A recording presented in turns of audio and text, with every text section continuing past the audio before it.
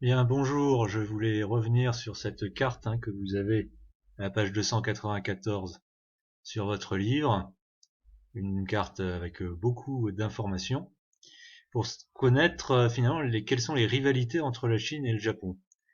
Cette carte montre très clairement que les rivalités, elles sont d'abord territoriales, et on le voit notamment à travers la ZEE, la zone économique exclusive.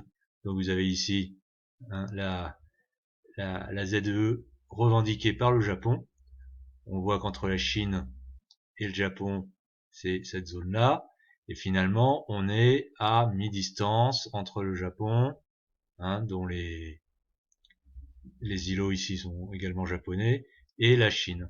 Alors que la Chine, elle revendique pas du tout cette limite-là.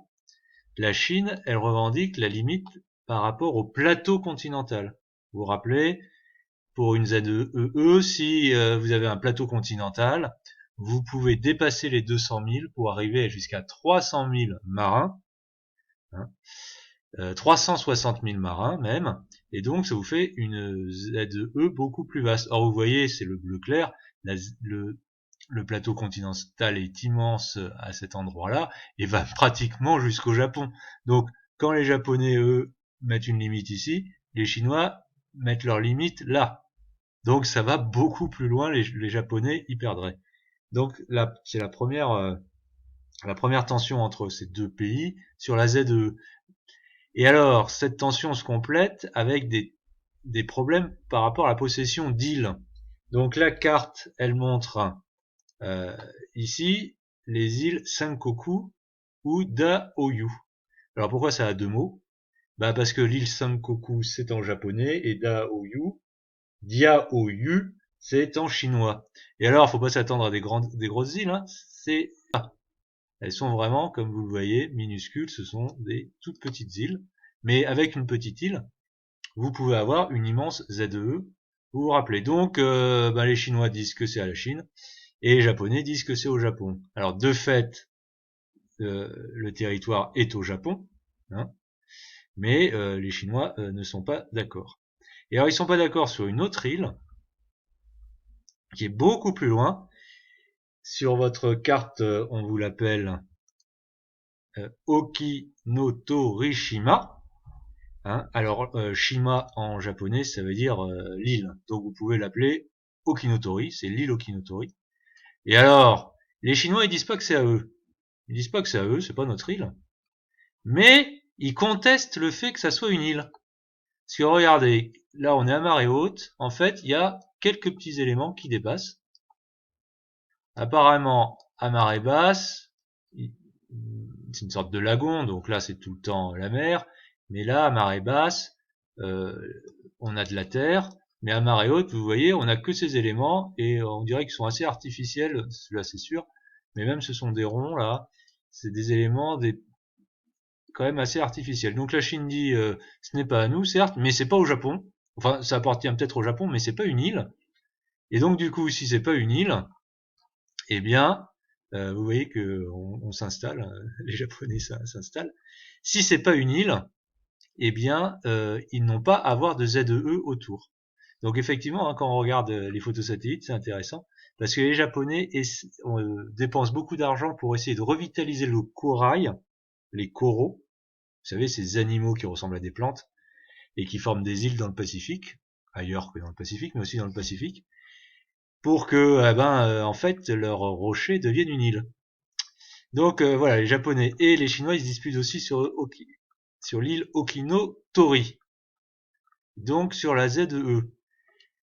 Parce que les Chinois ne sont pas encore une grande puissance navale, même si hier on a vu que ils dépensaient beaucoup d'argent dans leur marine, qu'ils avaient déjà 2 porte-avions, le Liaoning, le Shandong. Ils espèrent bien récupérer Taïwan un jour, et ça va leur ouvrir la porte du Pacifique. Si les Japonais, avec leurs petites îles ici, et surtout celle-là, ont une immense ZEE, ça va les bloquer dans leur extension vers le Pacifique. Donc c'est pour ça qu'ils sont en tension avec le Japon. Deuxième tension, elle se voit plus sur la carte, c'est toutes les bases militaires. Regardez, alors, on a les bases militaires japonaises. Bon, alors il y en a au Japon, hein, sur les îles, ici, l'archipel du Sud, sur les îles japonaises, ça semble assez logique. Mais en fait, ils sont alliés avec les bases américaines qui sont en bleu. On en trouve à Okinawa, on en trouve également, c'est Shikoku, ça, l'île. Honshu, Shikoku, Kyushu, c'est Kyushu. Shikoku, la grande île s'appelle Honshu, et celle-là, elle s'appelle Hokkaido. Et on en trouve aussi en Corée. Et on trouve bien sûr des bases coréennes. Et donc ces bases-là, ces bases militaires, s'opposent aux bases chinoises qui sont en Chine. Ici, on a un potentiel très fort de guerre, vraiment de guerre, entre les États-Unis et la Chine, à travers le Japon. Hein. Les États-Unis qui protègent le Japon, qui protègent la Corée du Sud, qui protègent aussi Taïwan de la Chine. C'est ce que disent les Américains. Parce que les Chinois, ils disent, nous sommes encerclés par les Américains, qui en plus ont des bases ailleurs, ont des bases en Afghanistan, hein, ou dans des pays d'Asie centrale, et donc les Américains qui ont aussi des bases dans les Philippines ici, ils entourent notre pays, la Chine. Donc, vous voyez, il y a deux discours qui s'opposent. Donc voilà, pour revenir à la confrontation entre Chine et Japon, elle est donc territoriale sur des petites îles, sur la ZEE surtout, c'est donc du territorial maritime, et tout ça peut déboucher sur de très fortes tensions, voire sur une guerre.